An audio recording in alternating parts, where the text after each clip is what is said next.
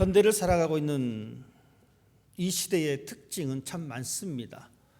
그 특징 가운데에 여러 가지가 있지만 한 가지는 불안이라는 것입니다.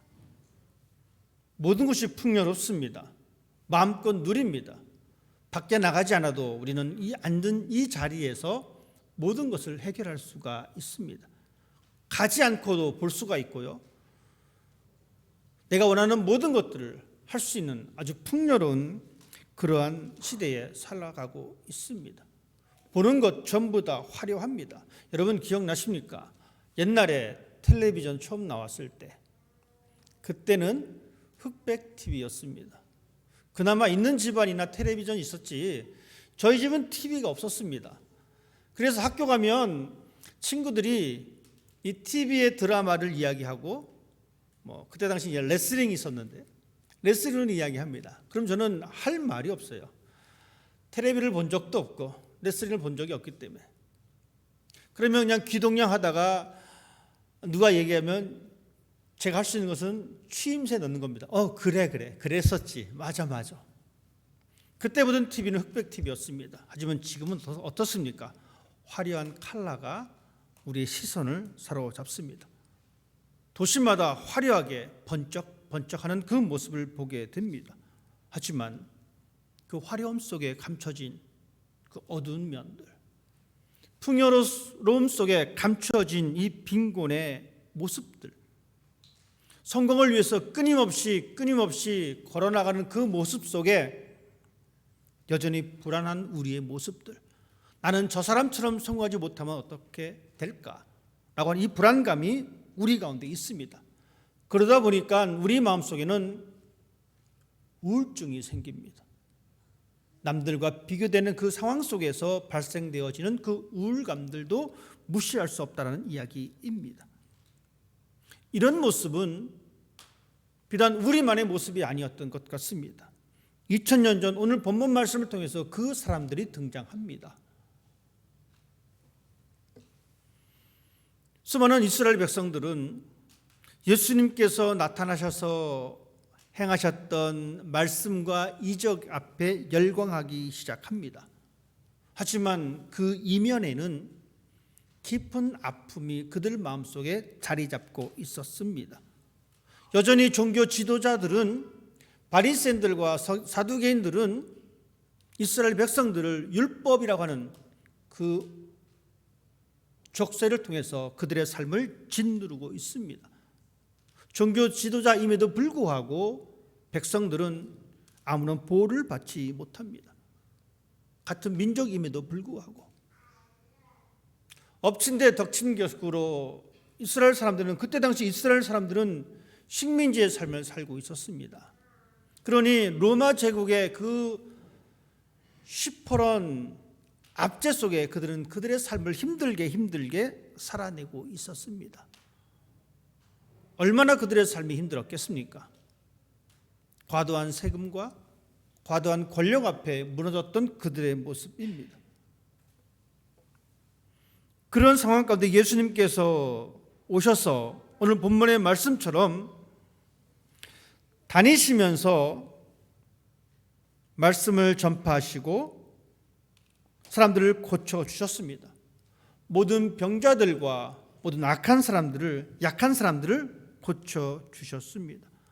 이 말은 예수님께서는 육체의 질병을 가지고 있었던 그 사람들을 고쳐주셨다는 이야기입니다. 그리고 이 말은 악한 영에 사로잡힌 그 사람들을 건져내 주셨다는 이야기입니다. 예수님께서 순회하면서 가르치시고 전파하신 이것은 단순하게 저들의 질병을 고쳐주신 것뿐이 아니라 한 단계 더 나아가 저들이 여전히 어둠의 세력 속에 있는 그 상태를 해결해 주셨다는 이야기입니다. 예수님은 그런 분이십니다.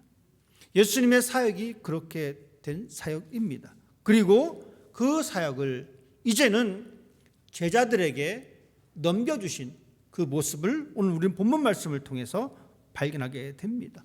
그래서 우리는 이 시간 예수님께서 그 힘들게 살아가고 있는 그 무리들의 삶을 어떻게 바라보셨는지, 그리고 그 사명을 부여받은 제자들이 어떻게 그들의 사명을 위해서 힘썼는지 우리는 그것을 발견해 볼 수가 있습니다.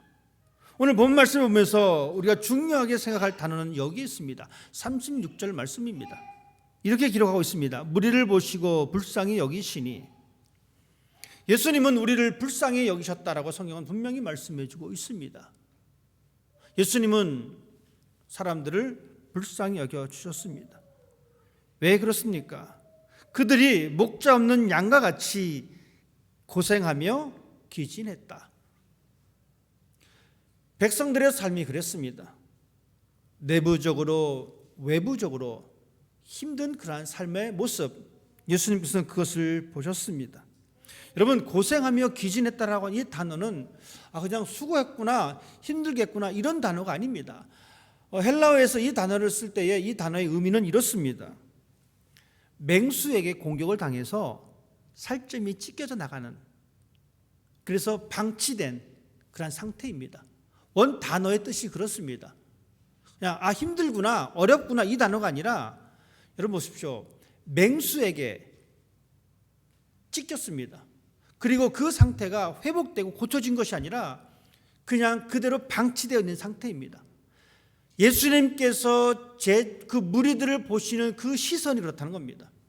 예수님은 무리들이 경제적으로, 환경적으로 힘든 그 상태를 그렇게 보셨습니다.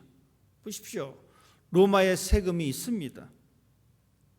종교 지도자들은 그들을 돕는 것이 아니라 오히려 그 농작물, 수확한 것에 대한 11조를 안 냈다라고 닥달거리고 있습니다.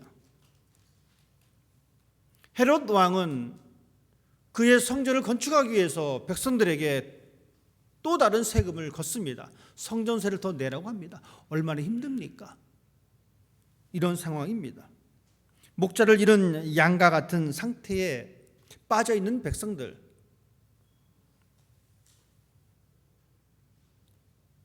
로마의 정부도 종교 지도자들도 전혀 그들을 보살피지 않았습니다. 이런 상황 가운데 예수님께서는 그 사람들을 불쌍히 여기셨습니다. 외면하지 않으셨습니다. 여러분, 불쌍히 여긴다는 단어 참 가벼운 단어라 우리가 생각할 수가 있습니다. 긍휼히 여긴다는 것, 이 단어는 힘든 단어입니다. 어떤 단어냐라고 하면 이 단어가 어디서 시작됐냐면 이 창자에서 시작된 단어입니다.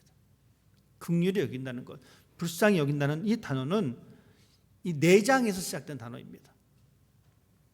그러니까 이것은 내가 저 사람을 보면서 불쌍한 사람이야, 그냥 감정으로 그냥 불쌍한 사람이야 라고 느끼는 것이 아니라 이 내장이 끊어지는 이 고통을 느끼는 감정에서 시작되는 것이 바로 이 긍휼이라고 하는 단어입니다. 불쌍이라고 하는 단어입니다. 예수님은 그 마음을 가지셨습니다. 백성들을 보면서 가지셨던 그 마음. 하나님은 우리를 보시면서 여전히 그 마음을 가지고 있습니다. 신임에도 불구하고 하나님은 인간을 보면서 그 마음을 가지고 있습니다.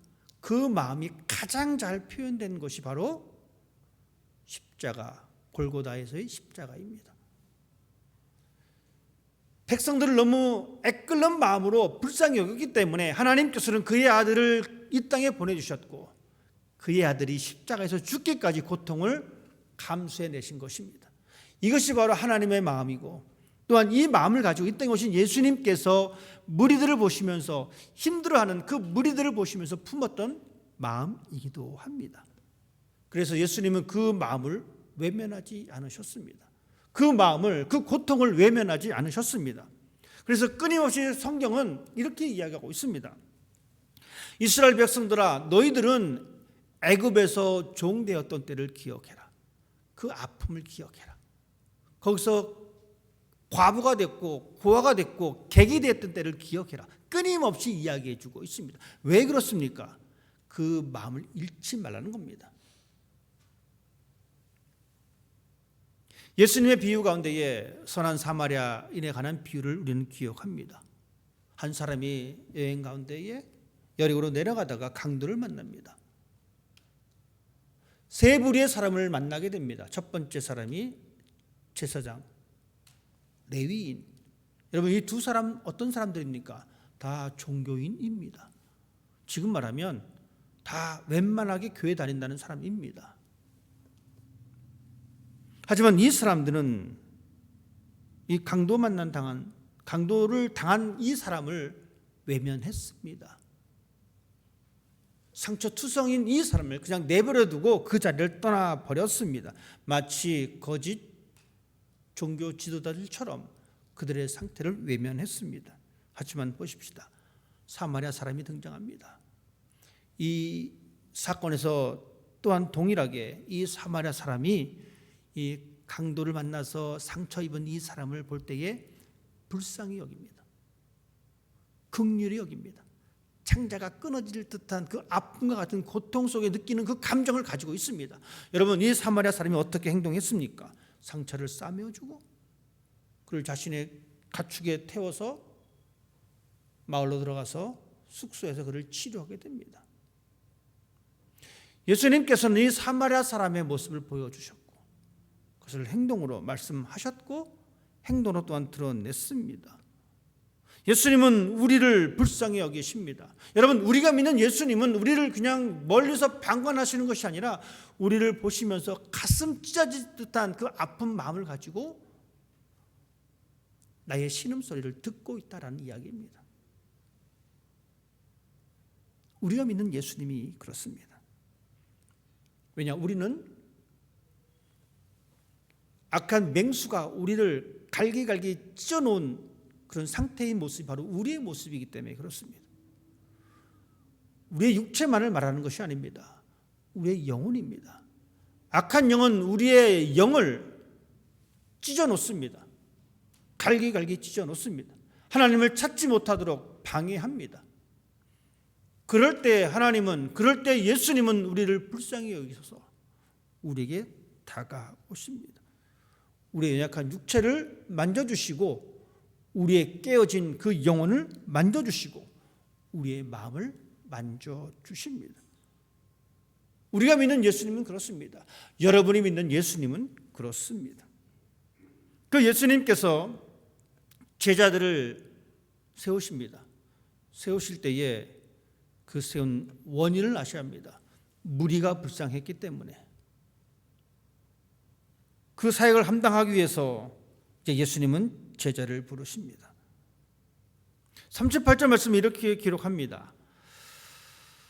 추수하는 주인에게 청하여 추수할 일꾼들을 보내주소서. 일꾼을 보내달라고 얘기합니다. 여러분, 그때 당시 이스라엘의 상황을 좀 아셔야 합니다. 농사철이 되면 다 그 시즌이 있잖아요. 뿌릴 때가 있고 키울 때가 있고 거둘 때가 있습니다. 이게 좀 늦으면, 특별히 이스라엘은 이 추수가 늦어버리면 그 농사가 다 망해버립니다. 그래서 할 수가 없어요. 그동안 지었던 것을. 바로 이 상황입니다. 그래서 예수님께서 말하기를 너희가 기도하는데 추수할 일꾼들을 빨리 보내달라고 기도해라 라고 말해주고 있습니다. 긴박한 상황입니다. 그러시면서 예수님께서는 12명의 제자를 세우십니다. 여러분, 그것이 바로 2절부터 시작된 12명의 명단입니다. 그런데 보십시다. 그들을 명단을 세우기 전에 예수님께서 10장 1절 말씀을 통해서 이렇게 말씀하고 있습니다. 예수께서 그의 12제자를 부르사 더러운 귀신을 쫓아내며 모든 병과 모든 약한 것을 고치는 권능을 주셨다. 그냥 보낸 게 아닙니다. 권능을 주셨습니다. 더러운 귀신을 쫓아내는 권능을 주셨습니다. 여러분, 귀신이 역할이 뭘까요? 사탄의 역할이 뭘까요? 사탄은요, 회방자라는 뜻입니다. 파괴자라는 뜻이에요. 즉, 사단은 하나님과 우리의 관계를 회방하는 존재입니다.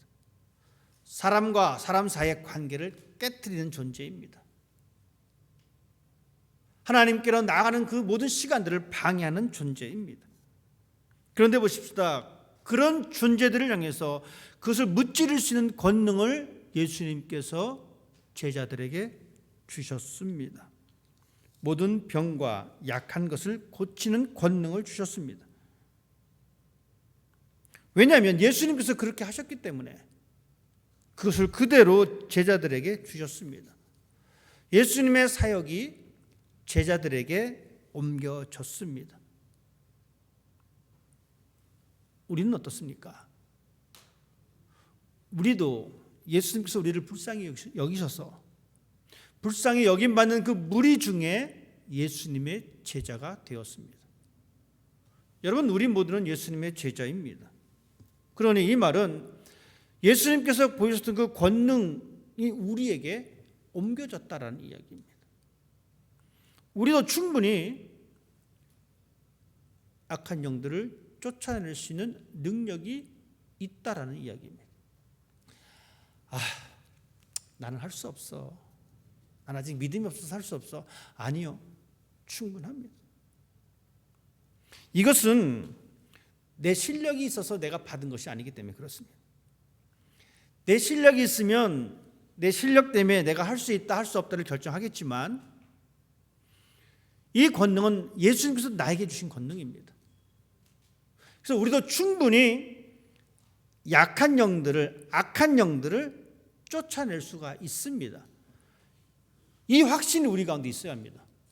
왜냐하면 우리는 예수님의 제자이기 때문에 예수님께서 우리를 불쌍히 여기셔서 나를 고쳐주셨고 동일하게 나에게 그 역할을 주셨기 때문에 그렇습니다. 이것이 바로 예수님께서 승천하신 이후에 우리가 마땅히 감당해야 할 사명입니다. 여러분의 역할이 바로 여기에 있습니다. 내 역할은 이제 뭐다? 그냥 교회만 대충 다니고 하는 그 역할이 아니다라는 이야기입니다. 이 말씀처럼 더러운 귀신을 쫓아내고 모든 병과 모든 약한 것을 고치는 역할이 나에게 있다. 여러분, 귀신은 어느 곳에 있습니다. 병도 어느 곳에 있습니다. 약한 것 어느 곳에 있습니다.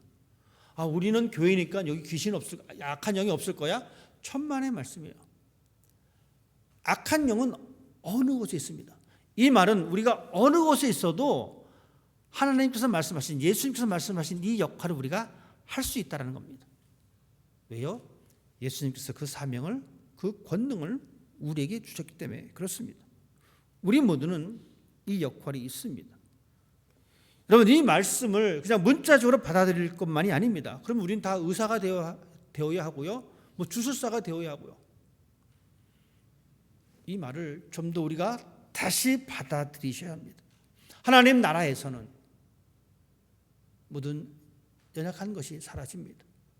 하나님 나라에서는 모든 악한 것들이 사라집니다. 모든 더러운 것들이 사라집니다.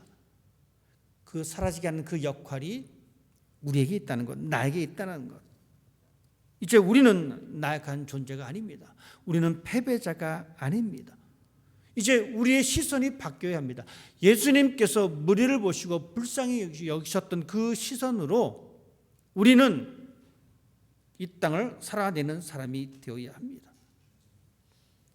우리는 방황하고 지쳐있고 소외받은 사람들을 그래, 네 인생 네 거니까 네가 알아서 살아 이렇게 내버려 둘 것이 아니라 그냥 불쌍하구나 라고 내버려 둘 것이 아니라 예수님이 품으셨던 그 시선, 그 마음 가지고 그 사람들을 봐야 된다는 이야기입니다.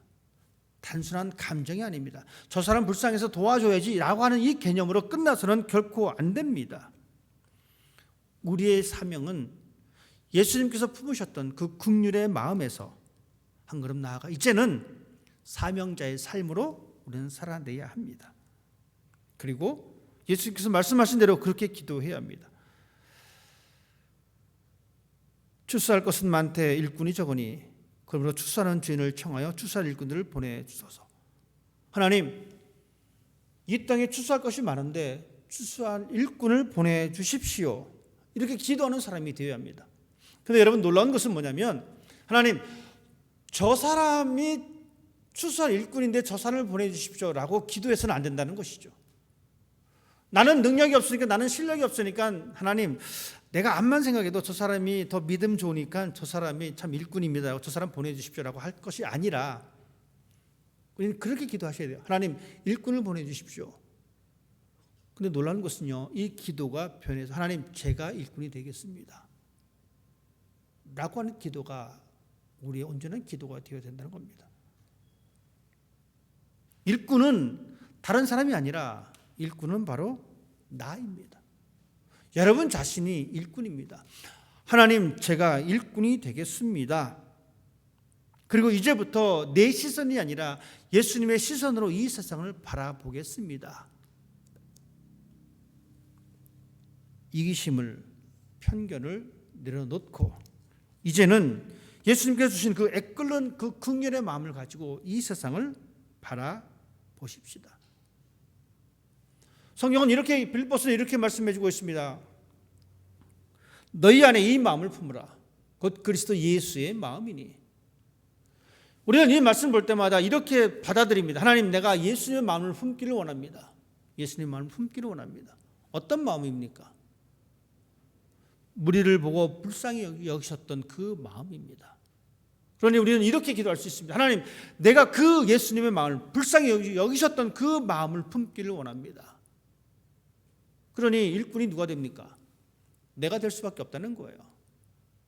우리는 그 삶을 살아내는 사람입니다. 마태는 12명의 제자들을 기록하고 있습니다. 12명의 제자가 기록됩니다. 베드로, 안드레, 야고보, 요한, 빌립. 여러분, 이것은 그냥 출석부가 아닙니다. 이것은 왕의 특사들의 명단입니다.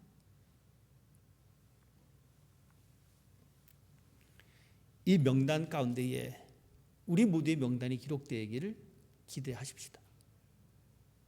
단순히 교회에 나와서 사람들에게 눈도장 찍는 출석부가 아니라 우리 모두는 예수님의 마음을 품은 하나님 나라를 세워나가는 왕의 특사들입니다.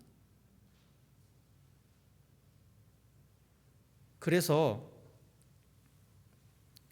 약한 것들, 더러운 귀신을 쫓아내야 합니다. 여러분의 살고 있는 삶의 현장에서. 여러분의 살고 있는 삶의 현장이 어디입니까? 가정입니다. 가정에서도 충분히 우리는 그 일을 감당할 수가 있습니다. 직장에서도 마찬가지입니다. 어느 곳에든지 악한 영은 존재합니다. 그렇다고 우리의 가정이 엄청 나쁘다, 그 이야기는 아닙니다. 우리의 가정의 관계를, 부모와 자식 간의 관계를 깨는 그 세력, 배우자 간의 관계를 허물어버리는 그 세력, 그것을 몰아내는 그 역할이 우리 가운데 있다는 겁니다. 배우자를 쳐다볼 때도, 자녀들을 쳐다볼 때도 우리는 불쌍한 마음을 가지고 쳐다봐야 합니다. 그래야지만이 사명자로서의 삶을 살아낼 수가 있습니다. 그래야지만이 우리가 살아가고 있는 이 가정이 하나님 나라가 될 수가 있습니다. 그렇지 않으면요, 쉽게 지옥되는 거예요. 이 지긋지긋한 집구석, 저 왼수 같은 놈 저거, 이렇게 될 수밖에 없다는 거예요. 우리가 이제 우리의 시선을 내 이기심과 편견으로 채워서 바라보는 것이 아니라 예수님께서 불쌍히 여기셨던 그 마음 가지고 때로는 배우자를, 때로는 자녀를, 때로는 부모를 바라볼 때에 바로 그 시간부터 우리는 예수님께서 우리에게 주신 그 권능의 힘으로 악한 영을 물리칠 수가 있습니다. 이 놀라운 축복이 우리 모두에게 있습니다. 불쌍히 여기는 마음, 그 마음에서 시작되어서 우리는 사명자의 자리로 나아갈 수가 있습니다. 한 주간 여러분이 어디 있든지 누굴 만나든지 여러분 그 자리에는 분명히 약한 것이 존재합니다. 그 자리에 들어가셔서 회복의 역사를 시작하십시다. 어느 곳에 있든지 간에 더러운 영, 사단은 우리를 흔들어 놓습니다. 여러분께서 그 자리에서 그것을 극복하고 이겨내십시다. 바로 거기에서 하나님의 나라는 시작됩니다. 하나님의 나라의 시작을 알릴 수 있는 예수님의 제자의 삶을 살아가게 되기를 주님의 이름으로 부탁을 드립니다. 기도하겠습니다.